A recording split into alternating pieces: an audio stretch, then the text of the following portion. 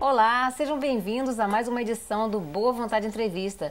E hoje você vai conhecer a história do diplomata e historiador brasileiro José Maria da Silva Paranhos, o Barão do Rio Branco. Ele que foi responsável da consolidação das fronteiras atuais do Brasil e ex-ministro das Relações Exteriores.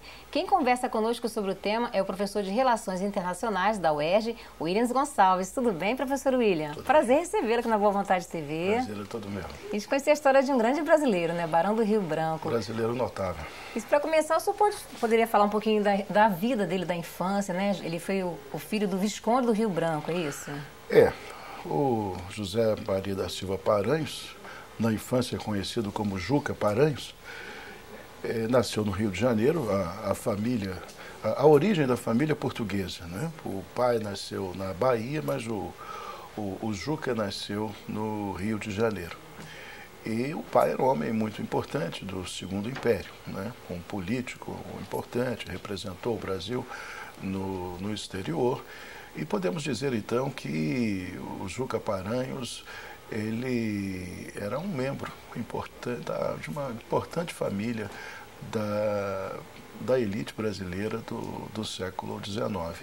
E, como tal, teve uma trajetória semelhante aos demais membros da elite brasileira. Estudou, formou-se em Direito, depois exerceu diversas profissões, como jornalista, como historiador. O pai dele foi um negociador também do fim da Guerra do Paraguai, é isso?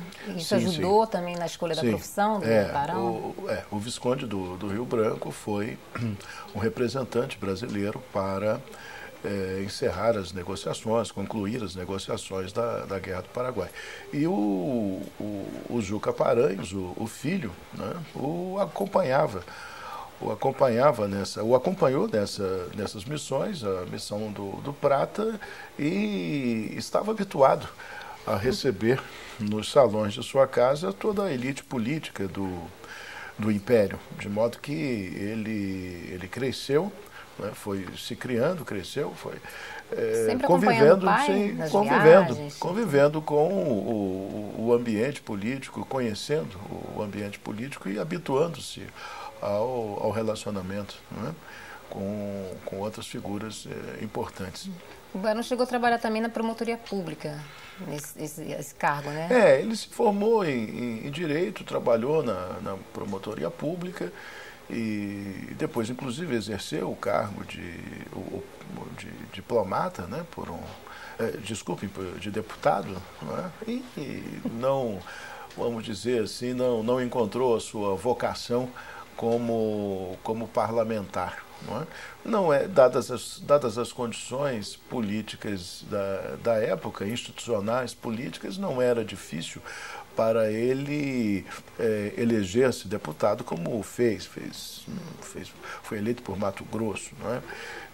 De modo que ele poderia, se quisesse, ter seguido a carreira política, uma carreira parlamentar. Porém, isso não o sensibilizou, não o comoveu, e ele então partiu para outras experiências, para outras aventuras, né? Ele chegou também a ingressar no jornalismo. Escreveu bastante e depois, já como chanceler, né, no último estágio profissional, vamos dizer, da sua vida, ele costumava escrever para os jornais. Toda vez que havia alguma questão polêmica envolvendo a chancelaria, ele participava do debate escrevendo sob pseudônimo, né? Quer dizer, era uma forma de participar do debate sem expor a chancelaria. Portanto, ele tinha o gosto, né, pela escrita, pelo jornalismo. Engraçado também que o senhor comentava em off, né, que mesmo ele sendo monarquista, é isso, ele serviu fielmente à República. Esse é um traço distintivo marcante do barão, né? Ele era um homem do Império, era um barão. Sim. Era um barão. Era monarquista e fiel servidor, né, do Estado brasileiro, sobre a monarquia, tinha convicções monarquistas. Quando decidiu sair do Brasil, foi para ser cônsul em Liverpool, e a sua nomeação foi feita pela princesa Isabel, uma vez que o pai, o imperador Pedro II, estava ausente, e ela, na condição de regente, nomeou o Juca Paranhos como cônsul do Brasil em Liverpool.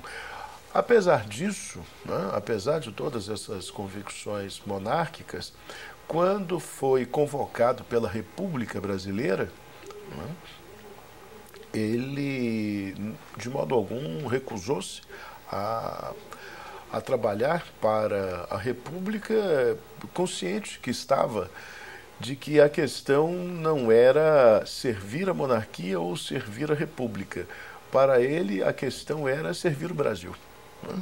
Essa era uma ideia que o Barão tinha, né, assim, com muita clareza para ele. Ele era muito estudioso, né? Ele era um profundo estudioso da história do Brasil e da geografia do Brasil, né, um pesquisador meticuloso da história e da geografia. Conhecimentos esses que foram muito importantes, muito úteis, quando ele teve que fundamentar a nossa argumentação para resolver os problemas de fronteira, né? Então, esse conhecimento da história, esse conhecimento da geografia, né, foi assim um fundamento básico, né, extraordinário, para que nós pudéssemos, então, obter vitória nas nossas demandas. Mas eu dizia que ele foi testemunha de fatos marcantes da história do Brasil, mas eu preferia destacar o seguinte: ele, no exterior, teve a oportunidade de ver o Brasil de fora, de ter uma visão do Brasil de fora e também de entender o que se passava no mundo no final do século XIX. Porque as suas grandes realizações como chanceler, a partir de 1902, ele foi chanceler de 2 a 1912, as suas grandes realizações foram a consolidação das fronteiras do Brasil, resolveu de maneira pacífica, negociada e poderíamos acrescentar generosa, né, as fronteiras com todos os nossos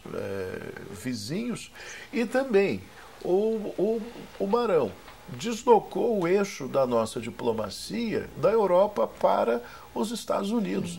O Barão teve a clarividência, né, de perceber que os Estados Unidos caminhavam a passos largos para se tornar uma grande potência, né?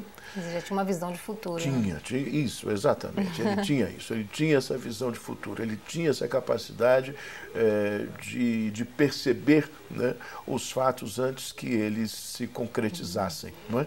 E, portanto, ele estabeleceu um novo paradigma, como dizem os estudiosos da diplomacia brasileira, não é? Ele operou esse deslocamento conciliando os interesses econômicos com os interesses políticos, porque àquela altura os Estados Unidos já eram o nosso principal parceiro comercial. O Brasil, naquela altura, como todos sabem, vivia de exportar café. Era o nosso principal produto, a nossa pauta de exportação. Tinha o café em primeiríssimo lugar, a renda nacional praticamente dependia do café. E o principal importador do nosso café era os Estados Unidos. De modo que o Barão procura conciliar isso e, vamos dizer, ele consagra isso, dá um toque de classe, né, inaugurando a primeira embaixada brasileira em Washington, que foi correspondido naturalmente com a inauguração da embaixada norte-americana no Rio de Janeiro. Portanto, essa relação especial, essa aliança não escrita, como um historiador norte-americano afirmou, né, foi percebida pelo barão, o que foi naturalmente uma decisão extremamente importante, né? Claro que com o correr do tempo isso foi ultrapassado. Né? O Brasil cresceu, o Brasil mudou e novas perspectivas se abriram. Porém, no início do século XX, essa foi uma decisão extraordinária. Tá certo, professor. A gente vai só para um rápido intervalo. Na sequência, o senhor vai continuar falando a respeito mais da carreira do Barão do Rio Branco, ok? Hoje estamos conversando com o professor de Relações Internacionais da UERJ, Williams Gonçalves, sobre a vida e a carreira do Barão do Rio Branco, que foi professor, político, jornalista, diplomata, historiador e biógrafo. Participe você também do Boa Vontade Entrevista, enviando sugestões de temas, opiniões para o nosso e-mail entrevista@boavontade.com. Voltamos em instantes.